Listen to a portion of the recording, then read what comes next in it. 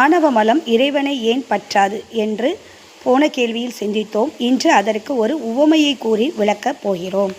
ஊமை என்ன அப்படின்னா, கடலும் அதனுள் உள்ள நீரும் அந்நீரை பற்றி உள்ள உப்பும் என்ற உவமையை எடுத்துக்கொள்வோம். கடல் என்பது என்ன? நீருக்கு இடம் கொடுத்து நிற்கக்கூடிய ஒரு வெளி. அது நுண்ணியது. அதனால் பருமையான உப்பு அதனை என்ன செய்யாது, பற்ற மாட்டாமல் பருமையானதாக விளங்கும் நீரையே பற்றி நிற்கிறது. ஏன்னா உப்பும் பருமையானது, நீரும் பருமையானது.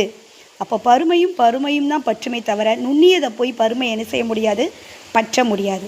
அது மாதிரி சிவமாகிய முதற் பொருள் மிக நுண்ணியது. அதனால் பருப்பொருளாகிய ஆணவம் அதனை ஒரு நாளும் பற்றாது. அதே பருமையானதாக விளங்கும் உயிரையே அது சென்று போய் பற்றும். கடலாகிய வெளிக்கும் உப்புக்கும் யாதொரு தொடர்பும் கிடையாது.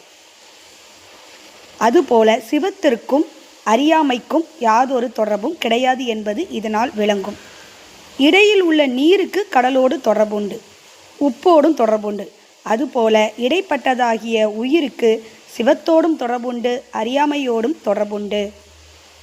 ஆணவம் அறிவை மறைப்பதாகலின் அஃது இறைவனது அறையும் மறைத்தல் வேண்டும். அஃதின்றி ஆன்மாவின் அறிவை மட்டும் மறைத்தல் ஏன் என்ற கேள்விக்கு இந்த ஒரு உவமையே போதுமானதாகும். நன்றி. சிவாய நமக. திருச்சிற்றம்பலம்.